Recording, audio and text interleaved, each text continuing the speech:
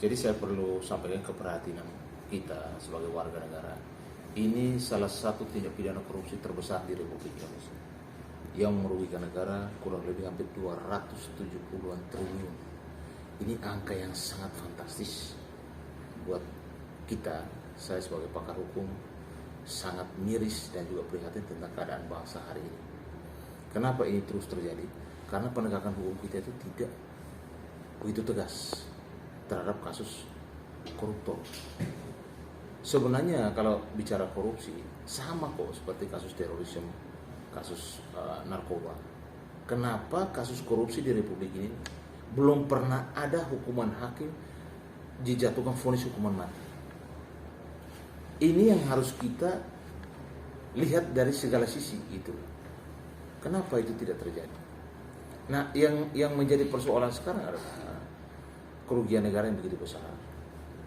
Ini kan yang ditangkap kan baru 16 orang ya kalau tidak salah ya. Termasuk suaminya Sandra Dewi ya, salah satu public figure, Pak Muiz, yang kedua juga salah satu selebgram si Helena Lim ya, yang di PIK, Crazy Rich dari PIK tersebut, dan beberapa petinggi-petinggi dari PT Timah. Dan ini kalau menurut saya bukan hanya 16, pasti tersangkanya akan tambah lagi. Bahkan ada hukum dari pejabat juga akan terlibat. Pasti. Kenapa? Karena tidak mungkin mereka bekerja sendiri. Dan ini sudah merusak lingkungan yang ada di wilayah Bangka Belitung. Saya lihat kemarin dari tayangan TV. Ini sudah rusak, benar-benar rusak alam di sana. Lalu bagaimana untuk memperbaiki alam yang ada? Ini harta mereka begitu melimpah, hidup mewah menggunakan uang rakyat dengan tidak ada etika, tidak ada rasa malu, hidup mewah-mewahan sampai beli jet pribadi, sampai acaranya di tempat-tempat yang mahal, makan mewah. Lu bayangkan warga kita hidup di bawah garis kemiskinan. Bapak mungkin lihat di NTT. NTT ini salah satu daerah paling miskin di Republik Indonesia, nomor 3. Bapak kalau masuk ke kampung-kampung gimana? Dengan ini kan jaraknya itu terlalu jauh antara miskin dan kaya. Jadi saya pertama apresiasi kepada pihak Kejaksaan Agung, terutama komandannya, Bapak Jaksa Agung, yang begitu berani membongkar kasus ini. Karena kasus ini sudah dari 2015. Yang kedua, tindakan tegas ini harus ditindaklanjuti sampai benar-benar ada kepastian hukum. Yang pertama, rekening para koruptor ini harus diblokir. Yang kedua, harus ada putusan pengadilan, minta putusan pengadilan untuk adanya penyitaan terhadap semua kekayaan mereka, dana mereka, hasil baik itu yang bergerak atau tidak bergerak, rumah atau kendaraan yang lain yang mereka beli dengan hasil korupsi. Ini harus dikembalikan ke negara, ya kan? Dan kerugian negara yang begini besar, ini kan harus dikembalikan. Kalau misalnya tidak kembali, lalu orang-orang mau diapain? Pak, ini sejarah Republik ini, korupsi paling besar di Republik ini 271 triliun. Saya hanya minta supaya Jaksa Agung kepada bawahannya semua, ini harus transparan. Semua apa yang disita, semua apa yang mereka lakukan penggerebekan atau pemblokiran rekening harus transparan sampai yang kepada publik, karena ini uang rakyat. Jangan diam-diam gitu, diam-diam hilang kasusnya, diam-diam tidak tahu lagi kemana arahnya. Ini banyak sekali kejadian. Makanya dengan Jaksa Agung yang begini berani membongkar kasus mega korupsi yang ada di Republik, kita sangat bahagia dan juga apresiasi. Tetapi jangan sampai hanya panas-panas tai ayam doang, harus sampai tuntas kasus ini. Dan jangan hanya 16 orang yang sekarang ditahan, karena saya yakin sekali masih melibatkan banyak orang. Pak, 271 triliun tidak mungkin satu orang yang menikmati. Yang kedua, terkait dengan istri Pak Muiz, salah satu public figure SD itu, Mbak Sandra Dewi.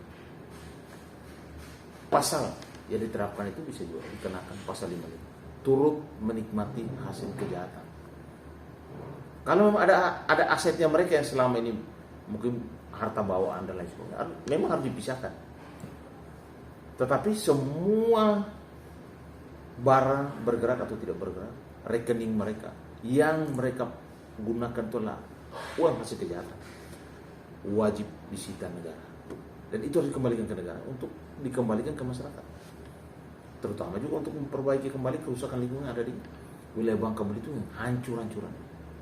Dan ini sudah berlangsung lama, bukan baru. Bayangkan dari 2015, mungkin sebelum itu juga sudah terjadi. Saya mau sampaikan bahwa kejadian ini sebenarnya tambang itu bukan hanya tambang timah. Kejaksaan Agung harus ngecek juga ke tambang nikel, tambang batubara, tambang emas. Jadi memang kejahatan korupsi di wilayah tambang ini bukan hanya di timah. Jadi saya harapkan supaya ini harus melebar ke beberapa aset negara, sumber daya alam kita yang diporak-porandakan, yang dicuri hasilnya untuk kepentingan kelompok itu dan kepentingan pribadi mereka. Pak, bayangkan, kita lihat di TV ini, orang ini hidupnya mewah sekali, dibaluti berlian dan emas, rumahnya begitu megah, tasnya tas yang harganya miliaran, pakai baju harga ratusan juta. Lu bayangkan orang makan aja negara ini, orang makan teriak-teriak. Ini bagaimana keprihatinan bangsa ini terhadap masalah korupsi. Saya hanya minta supaya negara wajib hadir dan ketegasan terhadap yang namanya tindak pidana korupsi, terutama para koruptor. Miskinkan mereka. Makanya undang-undang perampasan aset itu harus segera diloloskan, harus diundangkan, supaya kalau yang gini-gini itu tidak lagi ruwet itu, karena undang-undangnya sudah ada gitu. Selama ini kan diperjuangkan terus tapi kan tidak pernah lolos. Pertanyaan ada apa? Ya kan? Karena saya yakin sekali pasti kasus ini akan melibatkan banyak orang. Tidak mungkin hanya 16 orang ini lalu selesai urusan, tidak akan mungkin. Karena saya yakin pasti ada oknum pejabat negara. Saya duga ada oknum pejabat negara, ada oknum anggota DPR, ada oknum-oknum yang lain yang terlibat di dalam urusan korupsi ini. Jadi saya harapkan kepada Kejaksaan Agung supaya benar-benar apa yang mereka sudah gaungkan ini, gong yang sudah dipukul ini, jangan nanti membleh. Karena ada tekanan lah, ada intimidasi lah, ada pejabat atau ada orang hebat yang datang untuk menutup kasus ini. Tidak boleh, ini sudah di publik, masyarakat sudah tahu semua. Kita akan memonitor kasus ini sampai tuntas dan seterang benderang dan setransparan mungkin. Jangan ditutup-tutupi. Kalau memang ada penyitaan, apa yang disita disampaikan kepada masyarakat, ya kan? Supaya masyarakat juga tahu berapa duitnya mereka. Publikasi aja, karena sudah tidak bisa ditutup-tutupi. Betul kan? Betul. Bang, artinya pihak kejaksaan juga kan kemarin udah menggeledah terus menyita barang, ada uang senilai 56 miliar, terus logam mulia, terus ada 2 mobil mewah. Tapi itu menurut abang puas nggak sih? Sementara kemarin melihat kan masyarakat dia punya jet pribadi, terus lebih dari yang disita oleh kejaksaan. Gimana abang melihat? Ya, kalau menurut saya itu belum ada apa-apanya. Apa di kejaksaan itu belum ada apa-apanya. Uang 271 miliar, triliun, belum ada apa-apanya itu. Pasti ada yang belum dia jujur si tersangka atau pihak kejaksaan belum sampai ke lokasi yang mana mereka menyembunyikan aset tersebut. Saya rasa bisa di luar dan dalam negeri. Ya, rumah ada di luar negeri. Pasti ada aset yang di luar dan juga ada uang yang mungkin bukan hanya taruh di bank di Indonesia, bisa saja di bank di luar negeri.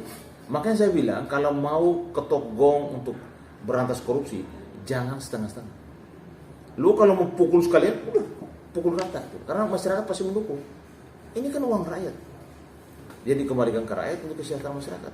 Daripada untuk kepentingan dia sendiri, bikin rumah semega itu, punya jet pribadi, makan di luar negeri, pesta nikah, pesta pora tiap hari, lalu masyarakatnya menangis, Pak.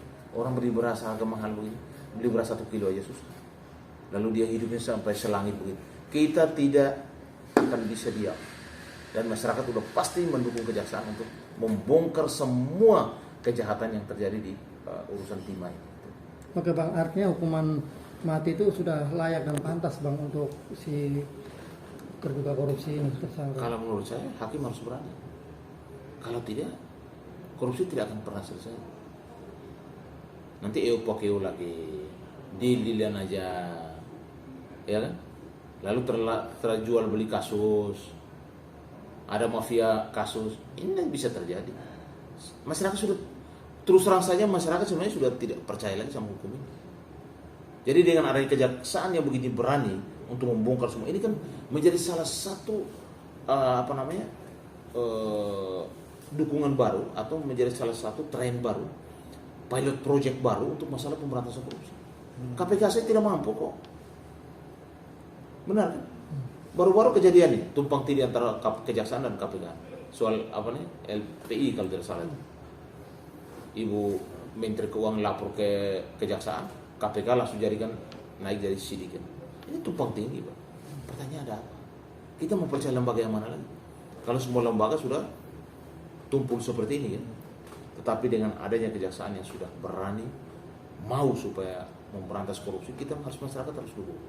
Dan saya yakin sekali bahwa majelis hakim yang mulia supaya jangan segan-segan. Kenapa? Hakim boleh mengambil satu keputusan. Hakim boleh. Karena apa? Karena untuk kepentingan bangsa, kepentingan rakyat, kepentingan negara. Tidak ada masalah. Karena kalau tidak, negara akan hancur hanya karena masalah korupsi.